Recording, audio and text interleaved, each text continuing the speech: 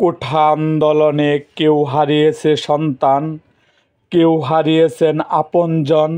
তেমনি একটি সন্তান হারানোর হৃদয় বিদারক ঘটনা তুলে ধরছি আমাদের আজকের ভিডিওতে।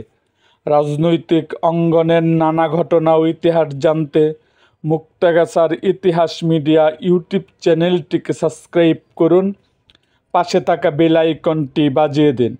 18 জুলাই রোজ বৃহস্পতিবার নরসিংদীর জেলখানার মোড়ে কোঠা আন্দোলনকারীদের সাথে ধাওয়া পাল্টা দেওয়ার সময় পুলিশের রাবার বুলেটে নিহত হন নবম শ্রেণীর ছাত্র তাহমিদ ভূঁইয়া তামিম। সেই লাশ স্ট্রেচারে রেখে স্লোগান দিচ্ছিল আন্দোলনকারীরা। সেখানে আবারও পুলিশ গুলি চালায়, সেই গুলি আবারও লাশের উপরে লাগে। প্রায় 100 গজ দূরে দাঁড়িয়ে সেই দৃশ্য দেখে তাহমিদের বাবা রফিকুল ইসলাম ভূঁইয়া। নিহত তাহমিদ নাসিমা কাদের মোল্লা হোমসের নবম শ্রেণীর ছাত্র। পল্লী চিকিৎসক বাবা, গৃহিণী মায়ের 3 সন্তানের মধ্যে তাহমিদ ছিল সবার বড়। 13 ও 3 বছরের 2টি বোনও আছে তার। তাহমিদের বাড়ি জেলখানা মোড় থেকে 300 গজ দূরে সদর উপজেলায় 30 পাড়া ইউনিয়নের নন্দীপাড়া গ্রামে।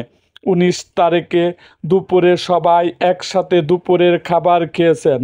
বিশ্রামের জন্য বিছানায় শুয়ে তাহমিদ ও তার বোন নীলা মুঠোফোন নিয়ে খেলা করছিল। এক পর্যায়ে তাহমিদ ঘর থেকে বের হয়ে যান। তাহমিদকে কোথায় খুঁজে না পেয়ে পরিবারের সদস্যরা খোঁজাখুঁজি করতে থাকে। ততক্ষণে তাহমিদ আন্দোলনকারীদের সাথে মিশে যায়। সেখানে পুলিশ গুলি চালায়। গুলি লাগার পর আন্দোলনকারী ছাত্ররা তাকে নিয়ে হাসপাতালে যায়। চিকিৎসক তাকে মৃত ঘোষণা করেন। আন্দোলনকারীরা লাশ আন্দোলনের স্থানে নিয়ে আসে। লাশ সামনে রেখে তারা স্লোগান দিতে থাকে। সেখানে আবারও গুলি চালায় পুলিশ।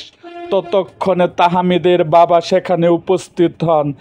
সেখানে অসহায়ের মতো দাঁড়িয়ে থেকে দেখে ছেলের লাশের উপর গুলি লাগার দৃশ্য। গোলাগুলি কিছুটা কমলে সেখান থেকে ছাত্রদের সহযোগিতায় লাশ বাড়িতে নিয়ে যায়। ময়নাতদন্ত ছাড়াই 2 দফা জানাজার পর তার লাশ দাফন করা হয়। এরকম আরও ভিডিও পেতে আমাদের চ্যানেলটিকে সাবস্ক্রাইব করুন এবং পাশে থাকা বেল আইকনটি বাজিয়ে দিন।